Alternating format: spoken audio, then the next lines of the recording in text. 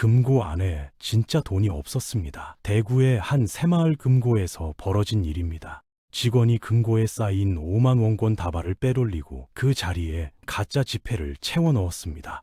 돈다발 맨 앞과 뒤에만 진짜를 두고 가운데는 전부 가짜로 바꿔치기 했는데 아무도 몰랐습니다. 횡령 금액만 수억 원입니다. 이게 동네 구멍가게 얘기가 아닙니다. 여러분 부모님이 여러분이 평생 모은 돈을 맡긴 바로 그 새마을 금고에서 벌어진 일입니다.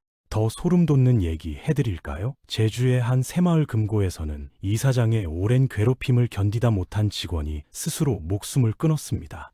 노동부 조사 결과 직장 내 괴롭힘이 인정됐죠. 또 다른 금고에서는 이사장이 복날마다 생고기를 사다 주면서 직원들한테 직접 삶으라고 시켰습니다. 손님 접대한다고요? 은행원한테요? 지금 전국 새마을 금고 3곳 중 2곳이 적자입니다. 기업 대출 연체율은 시중은행의 40배입니다. 그런데 경영진들은 성과급 잔치를 벌이고 있습니다. 왜 이러고도 멀쩡할까요? 어차피 망해도 국민 세금으로 막아주니까요. 여러분이 지금 거래하시는 그 금고, 과연 안전할까요? 오늘 영상 끝까지 보시면 답을 아시게 됩니다. 우리 부모님 세대에게 새마을 금고는 단순한 금융기관이 아니었습니다. 동네 시장 입구에 아파트 상가 1층에 언제나 파란 간판을 달고 서 있던 그곳은 마치 이웃집 같은 존재였죠. 큰 은행은 문턱이 높았습니다. 번호표 뽑고 한참을 기다려야 했고 신용등급이 조금만 낮아도 대출 문 앞에서 돌아서야 했습니다. 하지만 새마을 금고는 달랐습니다. 장사해서 번 돈 꼬깃꼬깃 접어서 들고 가면 지점장님이 직접 나와서 따뜻한 커피 한 잔 건네며 반겨주던 곳이었습니다. 하루 벌어 하루 먹고 사는 시장 상인들에게는 급할 때 손 잡아주는 유일한 동아줄이었고요. 은퇴하신 어르신들에게는 시중은행보다 이자를 조금이라도 더 쳐주는 고마운 곳이었습니다. 그래서 우리는 60년이 넘는 세월 동안 비가 오나 눈이 오나 우리 곁을 지켜온 진짜 서민의 금고라고 믿어왔던 겁니다. 그런데 여러분, 그 믿음이 지금 처참하게 무너지고 있습니다. 막상 뚜껑을 열어보니 그 안에는 서민들의 피땀 어린 돈을 볼모로 잡고 자기들 배만 채우기에 급급했던 괴물이 들어있었습니다. 우리가 따뜻한 이웃이라고 철석같이 믿었던 그들이 사실은 우리를 가장 만만한 먹잇감으로 보고 있었던 겁니다. 지금부터 그 실체를 하나하나 보여드리겠습니다. 먼저 숫자로 현실을 직시해 보겠습니다. 올해 상반기 전국 1267개 새마을 금고가 기록한 순손실이 얼마인지 아십니까? 무려 1조 3287억 원입니다. 반기 기준으로 창립 62년 만에 최악의 적자입니다. 작년 같은 기간보다도 1,000억 원 넘게 손실이 더 늘어난 겁니다. 이게 얼마나 심각한 건지 비교를 해드릴게요. 2023년까지만 해도 새마을 금고는 860억 원 흑자를 냈습니다. 그런데 불과 1년 만에 1조 7천억 원 적자로 곤두박질 쳤습니다. 지난 1년 반 동안 쌓인 손실만 3조 원이 넘습니다. 더 충격적인 건 적자 금고의 숫자입니다.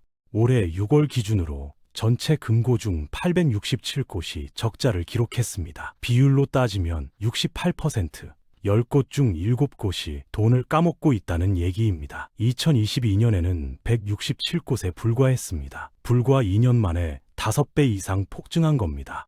여러분이 지금 거래하시는 동네 금고가 과연 괜찮은 곳일까요? 통계적으로 보면 3곳 중 2곳은 적자라는 얘기입니다. 건전성 지표는 더 암울합니다. 올해 6월 말 기준 전체 연체율이 8%를 넘어섰습니다. 2005년 이후 20년 만에 최고치입니다.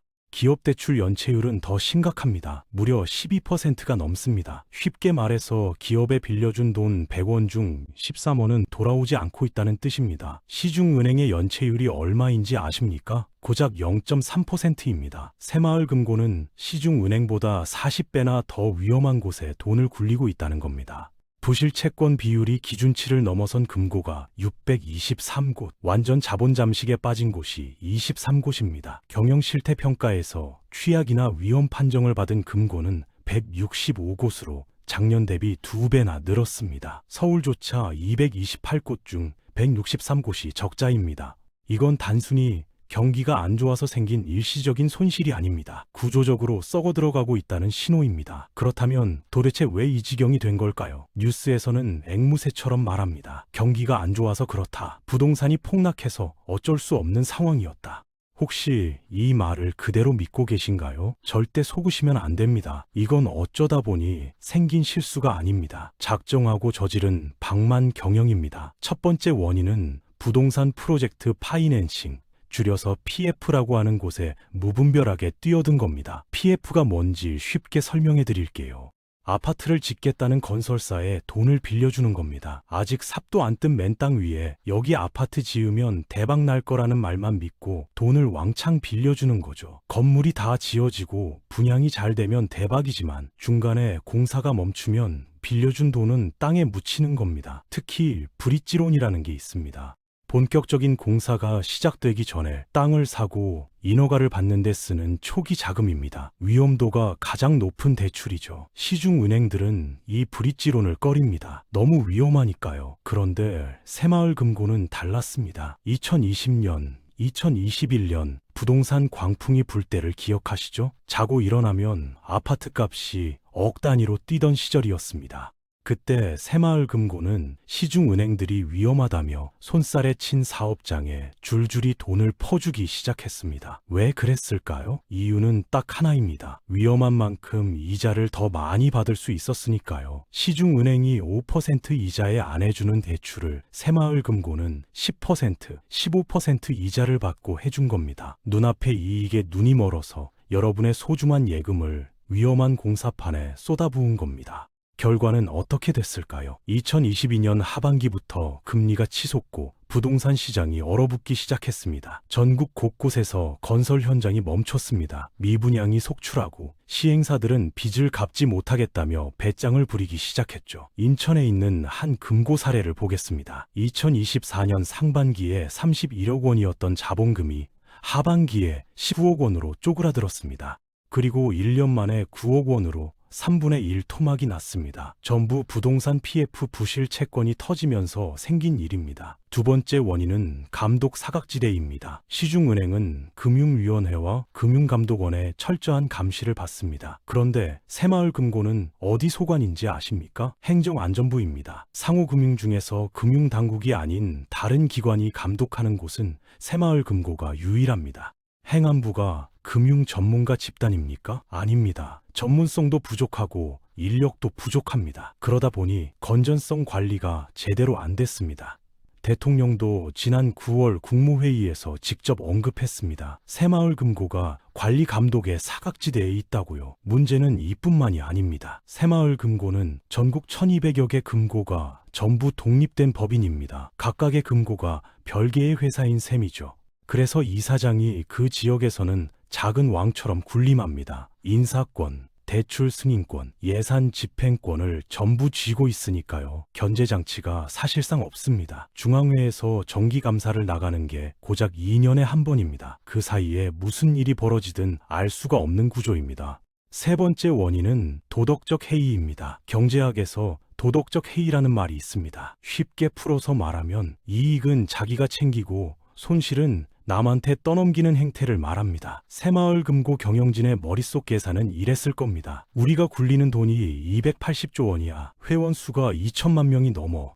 우리가 무너지면 지역 경제 다 죽고 정치인들도 벌벌 떨 거야. 그러니까 우리가 사고를 쳐도 정부가 세금 쏟아부어서 살려줄 수밖에 없어. 바로 이 오만한 믿음이 있었기에 고객의 소중한 노후 자금으로 위험천만한 도박을 벌일 수 있었던 겁니다. 망하면 내 돈으로 물어내는 게 아니라 국민 세금으로 막으면 된다는 계산이 이미 끝나 있었으니까요. 돈을 잃은 것까지는 그렇다 칩시다. 경기가 안 좋아서 판단이 잘못돼서 그럴 수 있다고 100번 양보해 보겠습니다. 하지만 도덕적인 타락은 차원이 다른 문제입니다.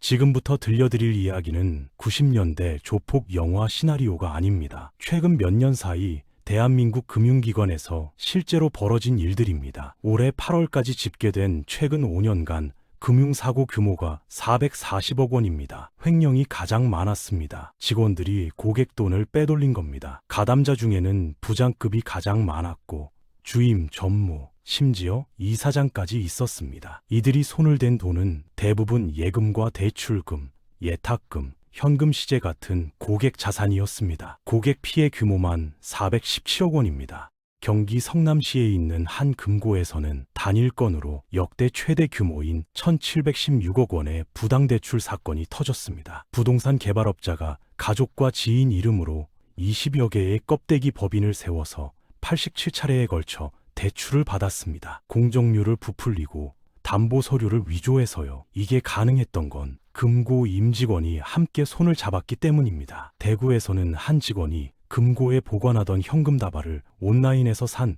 가짜 지폐로 바꿔치기 하는 수법으로 수억 원을 횡령했습니다. 진짜 5만 원권 앞뒤에만 진짜를 두고 가운데는 전부 가짜로 채워 넣었는데 아무도 몰랐습니다. 은행의 가장 기본 업무가 뭡니까? 매일 영업 끝나면 시제를 세는 겁니다. 그것조차 안 했다는 얘기입니다. 장부만 대충 맞추고 퇴근한 겁니다. 갑질과 폭력 사건도 끊이지 않았습니다. 여수의 한 금고에서 벌어진 일입니다. 이사장이 청소 상태가 마음에 안 든다며 빗자루 손잡이로 직원의 머리를 내리쳤습니다. 코로나 자가격리 후 복귀한 직원에게는 지각 사유서에 부모 서명을 받아오라고 강요했습니다. 성인한테요. 결국 이 이사장은 징역 1년에 집행유예 2년을 선고받았습니다. 대구의 한 금고에서는 이사장이 직원들의 멱살을 잡고 발길질을 했습니다. 몸을 밀착하고 외모와 신체 특정 부위를 평가하는 성희롱까지 저질렀죠. 고용노동부 조사에서 전부 사실로 드러났고 결국 해임됐습니다. 영암의 한 금고에서는 이사장이 창구에서 업무 보던 20대 직원의 뒤통수를 연달아 때렸습니다. 부장과 대리를 때릴 수 없으니 네가 대신 맞으라면서요. 피해 직원은 결국 퇴사하고 경찰에 고소장을 제출했습니다. 서울 종로의 한 금고에서는 이사장이 여직원 이마에 손을 짚고 목덜미를 만지는 모습이 CCTV에 찍혔습니다. 회원과의 사적 금전 거래, 법인카드와 업무용 차량 사적 이용까지 줄줄이 적발됐죠. 직원 교육비라고 예산을 타서 서류를 조작한 뒤 부부 동반으로 해외여행을 다녀온 경영진도 있었습니다. 누군가 용기 내서 비리를 고발하면 배신자라며 보복 인사로 쫓아냈습니다. 왜 이런 일이 버젓이 벌어질까요? 견제가 없기 때문입니다. 이사장이 그 지역에서는 살아있는 권력입니다. 직원들은 찍소리도 못하고 중앙회나 정부는 각 금고 알아서 하세요 하며 방관했습니다. 비리가 하나 터지면 저 사람만 문제내야 할 수 있습니다. 그런데 여기저기서 본물 터지듯 계속 터진다면요? 의학 용어로 괴사라는 말이 있습니다. 피가 안 통해서 살이 썩어 들어가는 병입니다. 지금 새마을금고는 일부의 문제가 아니라 조직 전체가 괴사하고 있습니다. 상황이 이렇게 심각한데 경영진은 어떻게 대응했을까요? 상식적으로 생각해 봅시다. 회사가 1조 원 넘게 적자를 냈습니다. 그러면 당장 비상경영에 돌입해서 허리띠를 졸라매는 게 정상 아닙니까? 그런데 새마을금고는 정반대로 갔습니다. 적자가 나서 원금도 까먹는 판국에 일부 금고들은 배당금 잔치를 벌였습니다. 배당금이 뭡니까? 올해 장사 잘 됐으니 회원님들도 좀 나눠 가지세요 하고 주는 돈입니다. 흑자일 때나 가능한 얘기죠. 그런데 곳간에 구멍이 뚫려서 쌀이 다 새나가고 있는데 바닥에 남은 쌀까지 털어서 나눠 가진 겁니다. 심지어 출자금을 갉아먹으면서까지 배당을 강행한 곳도 있습니다. 자격도 없는 무자격 회원 천여 명한테도 배당금을 퍼줬습니다. 회원 명부 관리도 엉망, 돈 관리도 엉망, 그냥 눈먼 돈이라고 생각하고 공중에 뿌린 겁니다. 여기에 더해 임직원들은 성과급까지 챙겼습니다. 1조 원 넘게 돈을 날려먹은 경영진이 도대체 무슨 성과를 냈다는 걸까요? 대한민국 금융 역사상 최단기간 적자 기록이라도 세운 걸까요? 더 소름 돋는 건 이들이 자기 배 챙길 때는 빛의 속도로 움직이면서 고객들한테는 피도 눈물도 없었다는 겁니다. 2002년 7월 뱅크런 사태 기억하시죠? 불안해서 돈 찾으러 온 고객들, 대부분 우리 어머니 아버지 뻘 되시는 분들이었습니다. 금고가 뭐라고 했는지 아십니까? 고객님 약속한 날짜보다 일찍 오셨으니까 이자 못 드려요. 원래 주기로 한 연 6% 이자는커녕 겨우 0.1% 껌값도 안 되는 이자만 쥐어주고 내쫓았습니다. 그때 날아간 고객들 이자만 3,700억 원이 넘습니다. 고객 한 명당 평균 90만 원씩 아무 잘못도 없이 그저 불안해했다는 죄로 생돈을 날린 겁니다. 그 돈은 결국 금고에 구멍난 손실을 메우는 데 쓰였습니다. 고객의 피 같은 이자로 자기들 똥을 닦은 셈이죠. 그 사태를 만든 장본인들은 어떻게 됐을까요? 누구 하나 책임지고 옷 벗었습니까? 재산이 압류됐습니까? 없습니다. 여전히 따뜻한 사무실에서 꼬박꼬박 월급 받으면서 성과급까지 챙기고 있습니다. 그래도 정부가 있으니까 내 돈은 안전하겠지. 혹시 아직도 이렇게 생각하고 계신가요? 최근 정부가 새마을금고법을 바꿨습니다. 핵심은 간단합니다. 새마을금고가 유동성 위기에 빠지면 국가나 한국은행에서 돈을 빌려줄 수 있게 한 겁니다. 이게 무슨 뜻일까요? 좀 더 노골적으로 해석해 드리겠습니다. 우리가 부동산 투기하다가 돈 다 날려서 금고가 텅 비면 한국은행이 돈 찍어서라도 메워달라는 겁니다. 원래 상호금융이라는 건 조합원들끼리 돈 모아서 지들끼리 해결하는 게 원칙입니다. 그런데 자기들이 방만하게 운영해서 사고 쳐놓고 이제 와서 감당이 안 되니까 국가한테 손을 벌리는 겁니다. 한국은행이 돈을 막 찍어내면 어떻게 됩니다? 돈 가치가 떨어지고 물가가 오릅니다. 결국 그 피해는 우리 국민 모두가 입게 되는 거죠.